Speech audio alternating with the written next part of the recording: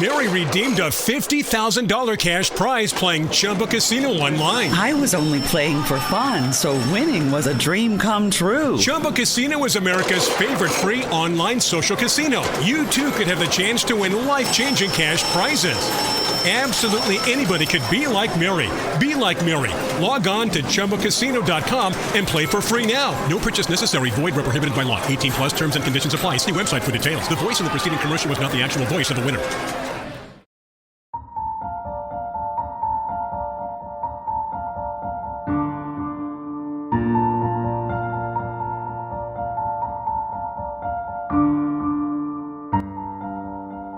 Hello, and welcome to another episode of History You Didn't Know But Should. I'm Ray. I'm Chris. And today, Chris, we've got a very special guest who's going to help us discuss Governor Jim Hunt of North Carolina, sometimes referred to, Chris, as the education governor.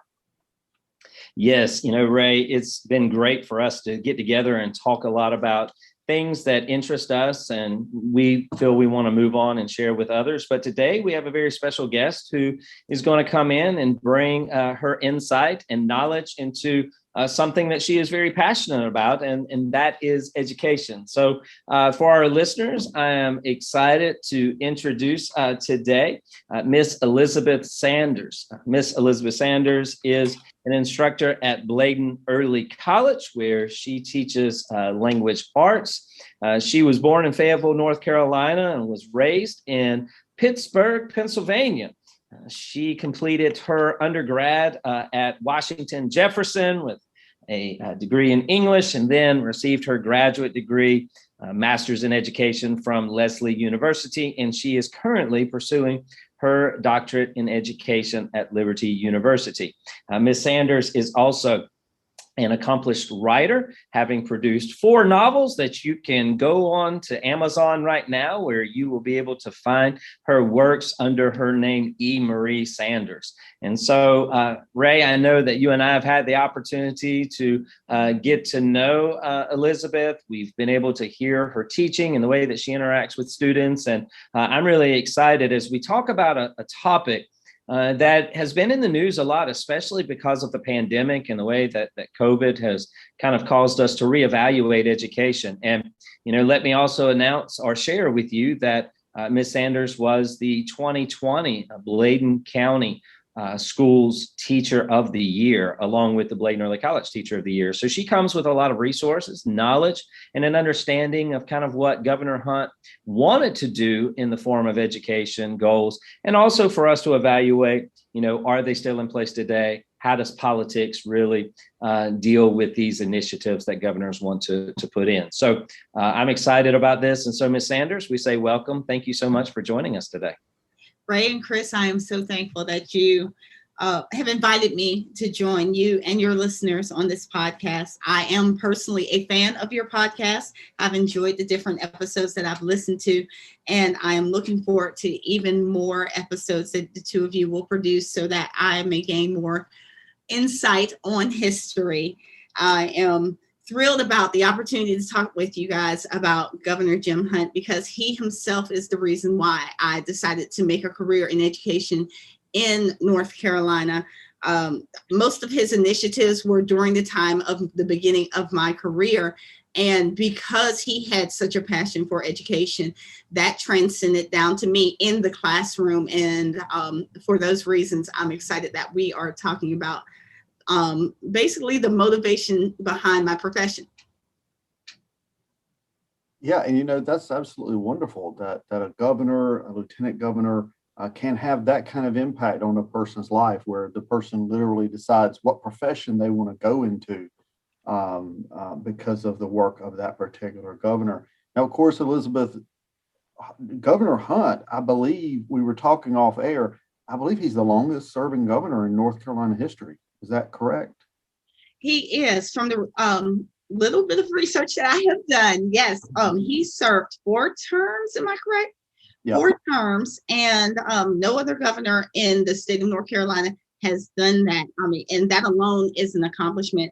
He, as you have already said, is known as the education governor, but he's also associated with educational governors such as Terry Sanford from North Carolina as well, and Carl Sanders in Georgia. Yeah. I guess just to get this started, Elizabeth, what do you, as an educator and someone who was inspired by Governor Hunt, what would you say in your mind was his most important achievement in the area of education or effort in the area of education?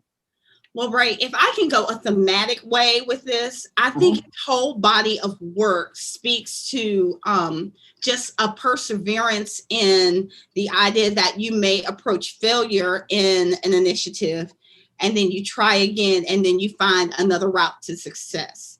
That may be another reason why I adore this man as much as I do. I am just thrilled with the idea that, yes, he did come from humble beginnings, and he had a father who was in agriculture. He had a mother who was in education. Both influenced him, and he originally went to school to be an ag teacher, but got bit by the political bug. And I'm just, for him to combine the two ideas of education and politics, and we already know that education is politically motivated, but to combine the two and do some of the great things that he did is just thrilling to know that he kept those humble beginnings and really wanted to serve the people of North Carolina by ensuring that they had all the opportunity through education. Yeah, I'd add to that. We talk about ambition and also his humble roots.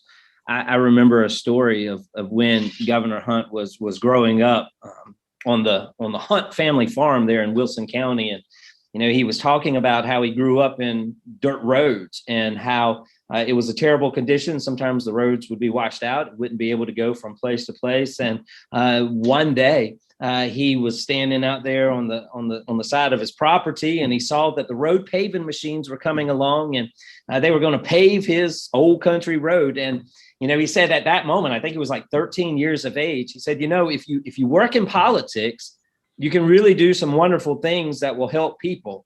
And he was talking about these are tangible things that people really need and people really want. And then you transfer that over to his 4 terms of governor when he said, listen, when I ran for governor, I didn't run just to be governor. I ran so that I could do something and that I could get something done. And my primary focus was to get something done in education. And, as Sanders was mentioning, one of those things is he wanted there to be excellent teaching. And so he really made that push so that individuals such as all 3 of us would be able to not just get into the classroom, but have the resources and all that was needed to be effective teachers. So I think from the very beginning, he was ambitious, he was hardworking, but he was also humble and knowing it was going to take more than just him to get things done. Yeah, absolutely. He did have that agricultural background. In fact, he Elizabeth was saying that he had combined his love of agriculture and education. Matter of fact, when he went to college, he had majored in agricultural education. Of course, he's going to be governor twice. He's going to be governor 2 times between 1977 and 1985, and 2 times between 1993 and 2001. And, I know in his first term as governor, he was very influential in passing legislation or getting legislation passed through that would limit class size. I believe it was to 26 students. And as an educator, Elizabeth, I'm sure you can appreciate that effort. Oh, definitely. Class size is key for a teacher to do their job effectively. And even if I may, can I rewind to even when he was lieutenant governor? He was second in command, but he still felt like the idea of education and great opportunities within education were so important that he had to make his passion be known. So while he was lieutenant governor, one of his passions and one of his pushes were for bills requiring kindergarten and Mhm. increasing teacher pay. Yeah. Now, with kindergarten teaching, back then, kindergarten was offered in the morning or in the afternoon. It wasn't an all-day affair, and it really wasn't offered to everyone. However, he saw the need for the foundation of education to be so solid that it had to start in kindergarten and be offered to everyone. And in regards to teacher pay, he felt like teachers did not receive the wages that they should for what they did in the classroom. So as a lieutenant governor, it was his push. It was his influence on the governor at that time in order for that to take place. Now, if I get to what you were speaking of about his governorship, yes, he did some great and wonderful things during that time. But I think one of the things that probably gets played down is just the idea that during his governorship, especially his first one, he volunteered at local schools. He is in state government, and he took time to go to schools on a weekly basis to tutor, to assist teachers, to talk with principals, to actually keep his hands, I'll say this, to keep his hands dirty in education to make sure that he was still in touch. Yeah, that is very impressive. That's not something you hear a lot of governors around the nation doing, these days, actually going into the classroom and sort of, doing what they talk about, not just asking others to do it, but actually doing it themselves. And he was also, of course, during his first term as governor, I believe, he was very influential in the creation of the North Carolina School of Science and Math there in Durham. I am so glad that you brought that up, because my husband would be very upset that if I didn't say anything about the North Carolina School of Science and Mathematics, because he's a alum of the school. And during my research, I found some interesting quotes that Governor Hunt had mentioned. And he said, if I may read, the idea for a science high school has been around for more than a dozen years. And he was saying this in 1978. I think that we need that kind of school even more today because of the way science and technology have literally exploded into realms we never dreamed of, changing almost everything in our lives. We have a great untapped reservoir of scientific talent in our high schools, and we need to train these students to be effective thinkers for us in the 21st century. How unbelievably prophetic was that for him to say that in 1978? And here we are in 2021 pushing STEM and STEAM initiatives, where we're still saying that, yes, science and technology and math and combine it with the arts, all that is so important. But he said this back in 78. And yet again, this is just one thing I admire about how his mind processed the importance of education. Yeah, and you talk about him almost being prophetic. You think about the importance in our current situation. Think about the importance of technology and, schools, his love of education and how school has been able to continue throughout the pandemic, despite school buildings a lot of times being shut down or the number of people in those buildings being severely restricted, and the science and technology that has allowed that to come along is quite amazing. And of course, in 1978, there was no thought of Zoom or Blackboard or any of these things in 1978. Chris?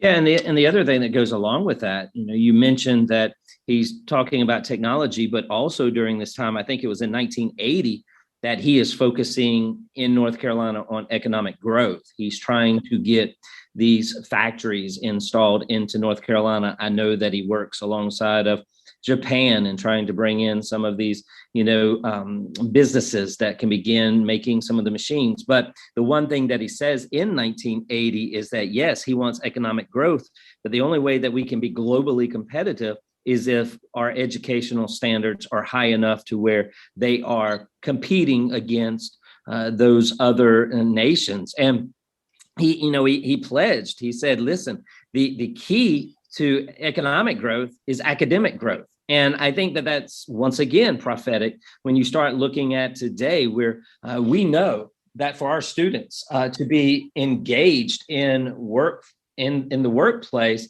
they have to be adept at using technology. They have to understand the different concepts of using higher order thinking skills and reason and logic. And so here he is in 1980 talking about that. And here we are in 2020 still talking about that, which does lead me to ask, Elizabeth, the question is, here's this governor who 4 times pledged all of these things and does that. He's a national expert on education.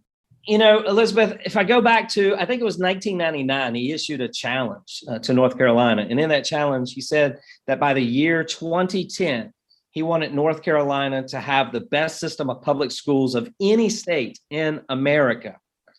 So I guess the question is, did he achieve that goal? Okay, so let's talk about some of the things he did in order to achieve that goal. Okay, so within that time, between 1987 and 1997, he was the chair of the National Board for Professional Teaching Standards. So he knew exactly what he wanted to see in teachers in North Carolina. Also, around, I think in 1985, there was the establishment of an entity called the North Carolina Center for the Advancement of Teaching.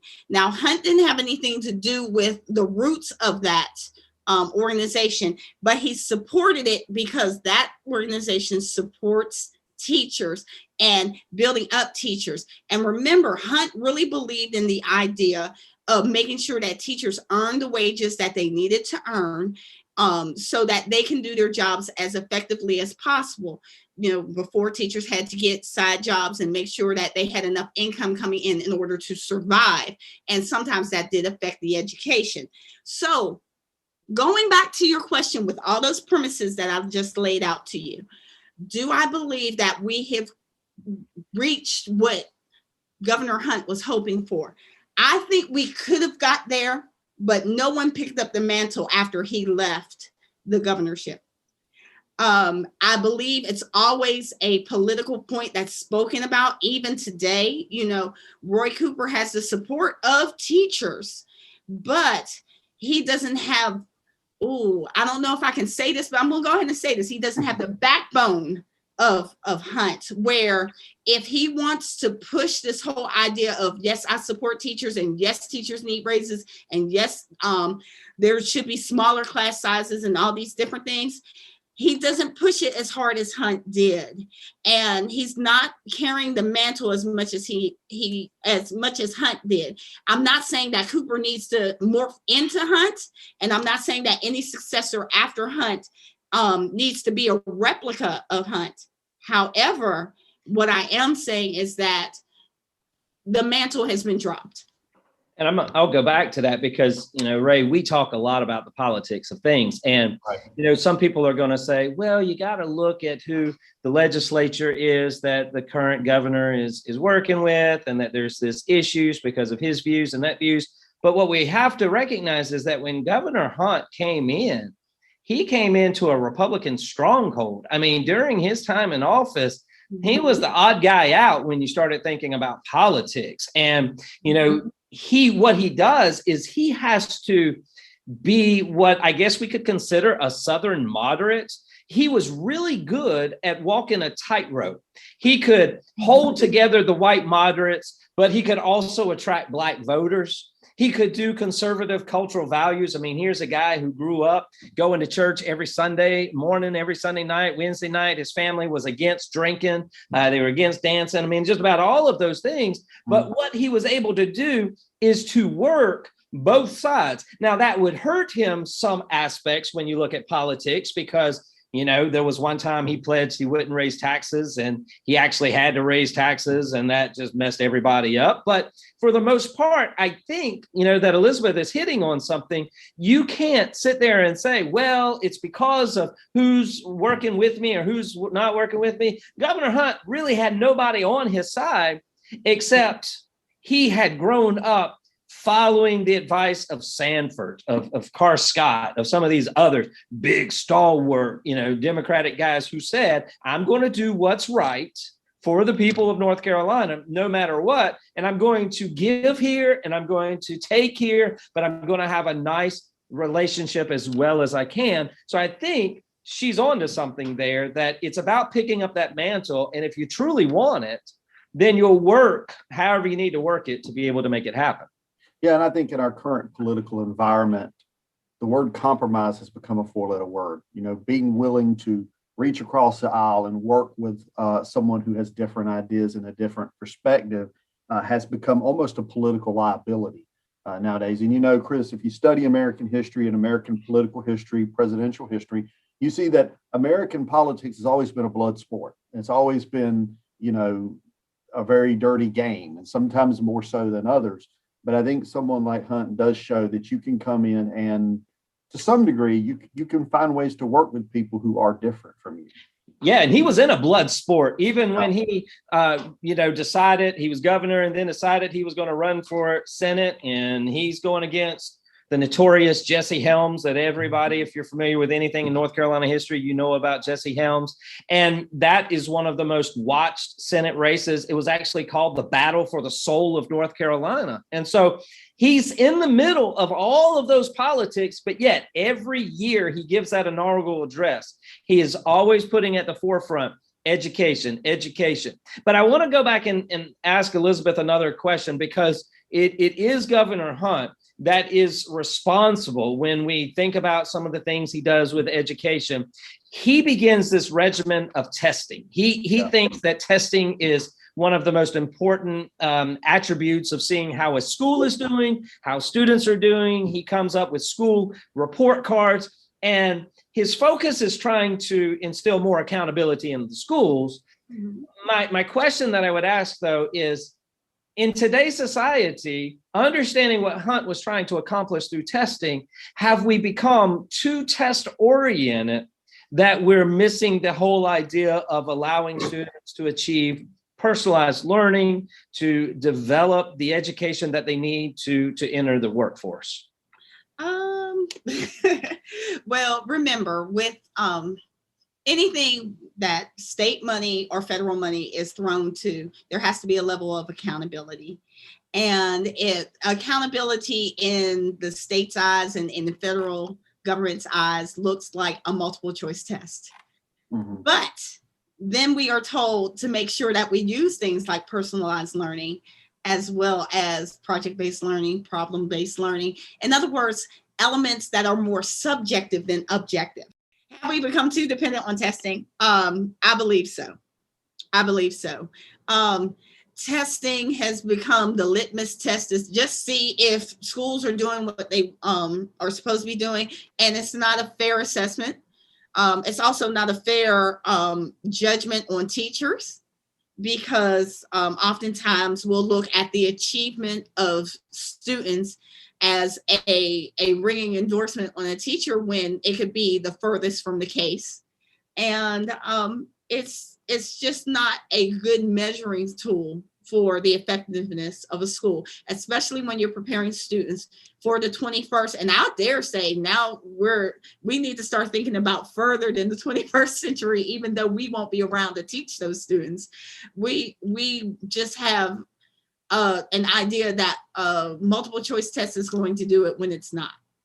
Yeah, the reason I asked that is because back in 1980, when he was pushing, some of these ideas, he said, listen, being a teacher is extremely complex. Of course, his mom was a teacher, both parents were college educated, but he even said, imagine that you're a teacher and you've got 25 students who have varying backgrounds, different levels of knowledge, different ways of learning, different languages. He said, not only do you have to know your subject matter, but you're responsible in making sure that the students are continuing to keep on learning, even when one or two of them have particular challenges and are holding up the class. So he understood the demands of being a teacher, the difficulties of being a teacher. And that's where I was saying, have we kind of pushed that whole idea of testing a little bit more than maybe going back and recognizing that, look, being a teacher and being a student is extremely difficult, because on any given day, you have so many different things that are coming into the classroom at one time, and trying to have a balanced system of learning, it is a challenge. And I think he knew that in 1976, and I think we're still trying to figure out how to solve that in 2021. I couldn't agree more. If I go back to the premises where Hunt really wanted to make sure that the teachers were nurtured, that the teachers received what they're supposed to have. Let's just look at what's going on now. I mean, now North Carolina Center for the Advancement of Teaching is not funded.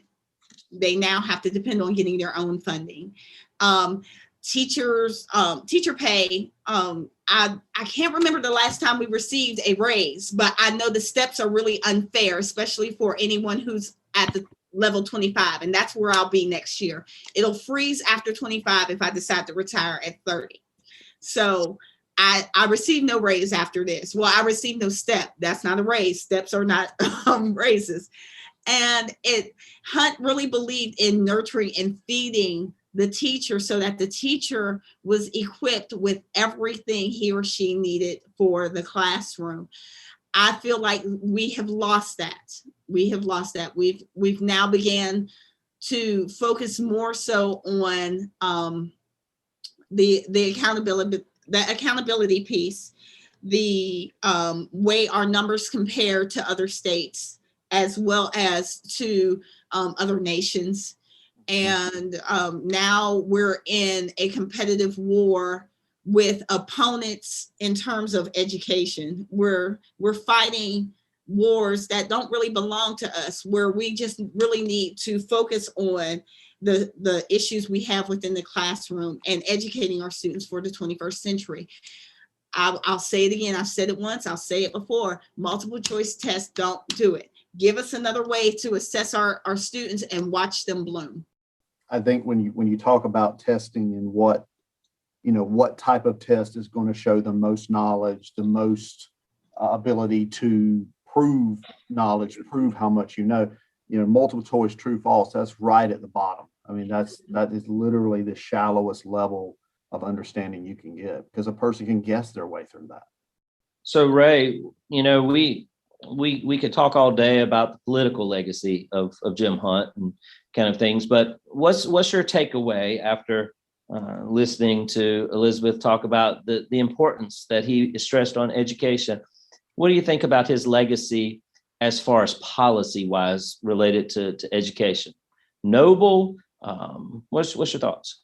I think it's definitely noble. I think he had very strong views on education from his own personal background and from things he learned going to school and stuff. He clearly had a deep passion for education as governor. And I think as Elizabeth has already said, I think the mantle may have been dropped. I think his subsequent governors, didn't pick up the mantle and keep it going the way they could have. In fact, I think in some ways, and this may go to something Elizabeth was just talking about with rewarding teachers or paying teachers well, in some ways, the mantle hasn't only not been picked up, it's been kicked back. I mean, I remember a few years ago when they took away I don't want to say it was a bonus, but for teachers who got master's degrees, they took away that additional pay, that additional incentive, as it were, to improve education and knowledge.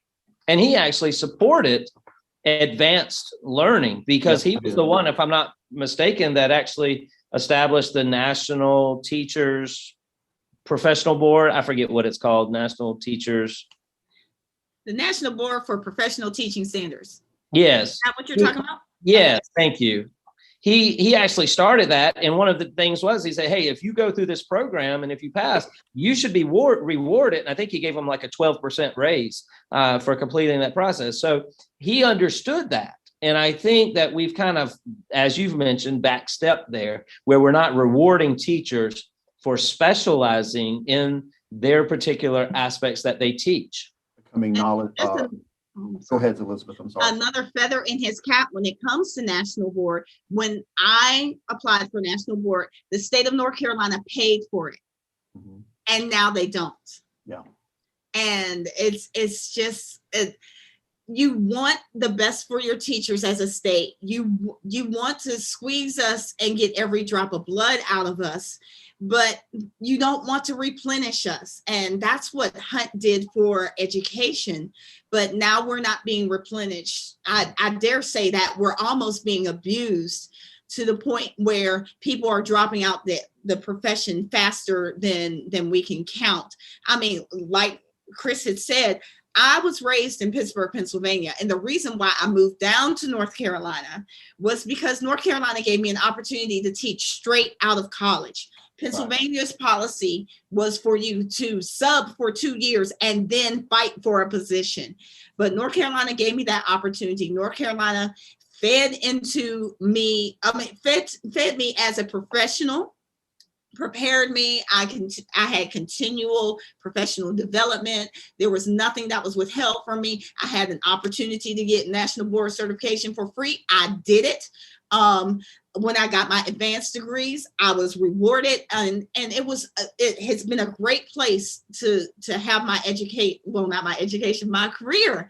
But here now, toward the end, all I see is everything that I was so happy about moving here to continue my profession with, everything slowly being snatched away and taking me back to what I would have encountered in Pennsylvania. Yeah, and that is such a sad commentary on, I think, where we are right now, the state of education. I don't know if he's been making any public comments or anything over the past year, but I would be very much interested to know what his thoughts are on how remote learning and all that has been done throughout the state.